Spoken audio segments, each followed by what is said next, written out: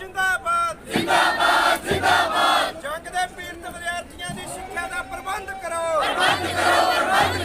साम्राज्यवाद मुर्दाबाद मुर्दाबाद मुर्दाबाद। इनकलाब जिंदाबाद जिंदाबाद जिंदाबाद। तानाशाही मुर्दाबाद मुर्दाबाद मुर्दाबाद।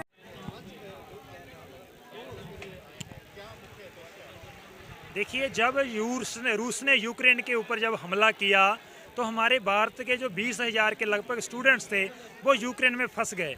उन्होंने भारत सरकार से, एम्बेसी से पूछा कि हम क्या करें, तो उन्होंने बोला कि आप जहां हो वहीं रहो।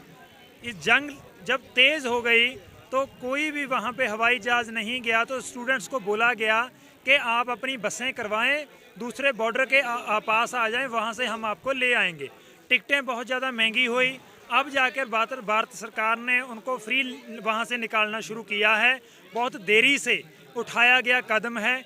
हम भारत सरकार से अपील करते हैं, जो कुछ स्टूडेंट्स वहाँ अभी फंसे हुए हैं उन्हें जल्दी से वहाँ निकाला जाए, और जो स्टूडेंट्स वापस आ चुके हैं उनकी जो पढ़ाई का है, MBBS है, वो जहाँ के कॉलेज में पूरी करवा कर उनकी डिग्री पूरी की जाए।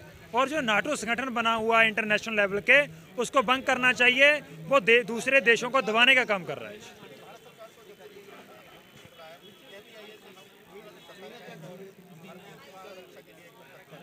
देखिए, जो हमारे प्राइम मिनिस्टर हैं, जो अखबारों में और सोशल मीडिया के ऊपर जो मीडिया के बारे में ज़्यादा बोलते हैं लेकिन प्रैक्टिकली काम कम करते हैं।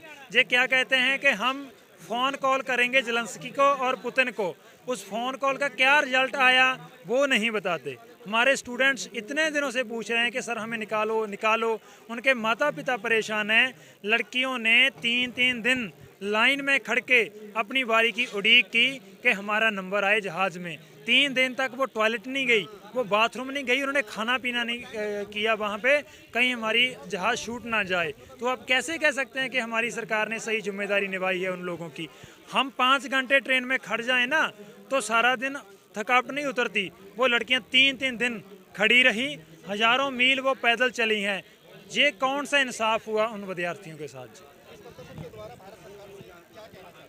ये हम उनसे भी गुजारिश कर रहे हैं कि आपको देश के लोगों ने चुना है। आप जो एयर इंडिया आपने बेचा है टाटा को, वो 4 गुना टिकटें लेके ला रहा है उन लोगों को। आपके जहाज़ क्या कर रहे थे वहाँ, जब हमारे स्टूडेंट्स के 25,000 की टिकट का 1.5 लाख रुपए मांगा जा रहा था, तो आपने क्यों नहीं लाया उनको जहाँ पे? और जब वो आ रहे हैं तो बीजेपी के लीडरों के गुलाब का फूल दे रहे हैं और स्टूडेंट्स गुलाब का फूल फड़ने से मना कर रहे हैं। इसका मतलब स्पष्ट है कि वो सरकार से खुश नहीं है। जिंदाबाद जिंदाबाद। साम्राज्यवाद मुर्दाबाद मुर्दाबाद मुर्दाबाद। विद्यार्थी एकता जिंदाबाद जिंदाबाद जिंदाबाद। विद्यार्थी एकता जिंदाबाद जिंदाबाद जिंदाबाद। साम्राज्यवाद मुर्दाबाद मुर्दाबाद मुर्दाबाद। साम्राज्यवाद हो बर्बाद हो बर्बाद हो बर्बाद। इनकलाब जिंदाबाद जिंदाबाद जिंदाबाद। मेरा नाम हरदीप कौर है और मैं पंजाब स्टूडेंट्स यूनियन के सीनियर स्टेट वाइस प्रेसिडेंट हूँ।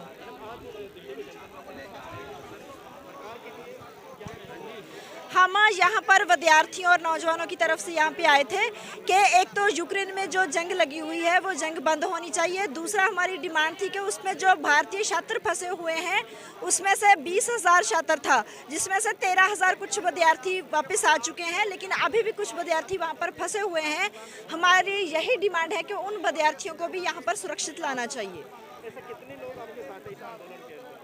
हमारे साथ हमने पहले पंजाब में भी ये आंदोलन किया था और अब हम यहाँ पर भी कर रहे हैं, क्योंकि ये जो जंग चल रही है ये यूक्रेन के लोगों के लिए या उसकी भलाई के लिए नहीं चल रही। ये जो साम्राज्यी मुल्क है वो आपस में उन पर कब्जा करने के लिए, वहाँ को उन देशों को अपनी मंडी बनाने के लिए वो जंग कर रहे हैं। इसलिए हम चाहते हैं कि वहाँ पे अमन शांति होनी चाहिए, ये जंग नहीं होनी चाहिए। इसलिए हम जोर से आवाज़ उठा रहे हैं।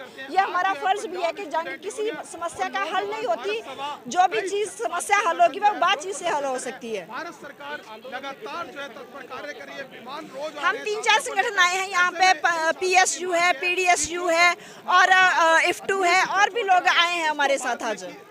पूरी करवाई जाए और जो नाटो है सर दोबारा बोले। इन मांगों को लेकर के आज छात्र संगठन हम अब काफी तरह से कर रहे थे, पहले हमने पंजाब में भी किया था, अब यहाँ पे हम दिल्ली में इसलिए भी करने आए हैं ताकि हमारी आवाज़ जहाँ से भी आगे तक जाए, सरकार तक जाए कि लोग क्या चाहते हैं। हम सिर्फ शांति चाहते हैं और दूसरा हमारे जो यहाँ के स्टूडेंट्स वहाँ पर स्टडी करने के लिए गए हैं, पहली बात तो ये कि वो स्टडी क्यों करने गए हैं, क्योंकि हमारे यहाँ पे शिक्षा नहीं मिल रही। वो दूसरा उसकी बात ये है कि वहाँ पे निजीकरण होने के कारण शिक्षा बहुत महंगी हो गई है, जिसकी वजह से स्टूडेंट्स वहाँ पर शिक्षा लेने के लिए जा रहे हैं। और अगर यहीं पर शिक्षा सस्ती होगी, हमें दी जाएगी, तो कोई स्टूडेंट बाहर नहीं जाएगा। इसलिए ये हमारी डिमांड भी है कि शिक्षा सस्ती की जाए ताकि सभी लोग ले पाएँ। और दूसरा वहाँ पे जो फंसे हुए हैं स्टूडेंट्स, उनको सुरक्षित वहाँ पे लाया जाए। मेरा नाम श्रेया है, मैं कलेक्टिव बोल के एक छात्र संगठन है दिल्ली में, उसकी प्रेसिडेंट हूँ। हम लोग आज यहाँ पे जंतर मंतर में इकट्ठा हुए हैं, छात्र युवा संगठनों से अलग अलग साथी आए हैं। यूक्रेन में जो युद्ध छिड़ा है फरवरी के महीने से, उस युद्ध के खिलाफ हम आवाज़ उठाने इधर आए हैं, क्योंकि हमारे देश में जो सरकार है उसको जितनी बुलंद आवाज़ इस युद्ध के खिलाफ उठानी चाहिए थी वो उठी नहीं। यूक्रेन में भारत के भी बहुत सारे लोग हैं जो फंसे हुए हैं, और इस तरीके का एक साम्राज्यवादी युद्ध के खिलाफ भी एक आज़ाद भारत को जिस तरीके की आवाज़ उठाने की ज़रूरत थी, उस तरीके की आवाज़ नहीं हमारे सरकारों से उठी। इसीलिए छात्र नौजवानों की ओर से हम ये आवाज़ उठाने के लिए आज रस्तों पे आए हैं। यूक्रेन में जो चल रहा है, हमने देखा है 2014 में यूक्रेन में जो डेमोक्रेटिकली इलेक्टेड सरकार थी, यूएस के इन्फ्लुएंस में उस सरकार को गिरा दिया गया। तब से वहाँ पे अलग अलग मिलिट्री फोर्सेस का एक्सपेंशन हुआ है। हाल फिलहाल में फिर रशिया भी अपने एक्सपेंशन के पॉलिसी को लागू करने के लिए यूक्रेन में हमला करती है, और यूएस लेड जो एक्सपेंशन पॉलिसी था वो तो उस इलाके में पहले से ही था। तो ये जो साम्राज्यवादी युद्ध है, इस युद्ध में यूक्रेन के लोग और रशिया में भी जो इस युद्ध के पक्ष में नहीं है, उनकी आवाज़ बुलंद हुई है। यूक्रेन के मेहनतकश लोगों ने कहा है कि ये साम्राज्यवादी जो युद्ध है उसके खिलाफ हम हैं। रशिया में भी बहुत सारी आवाज़ें उठी हैं कि इस तरीके के युद्ध के खिलाफ हम हैं और हम शांति चाहते हैं।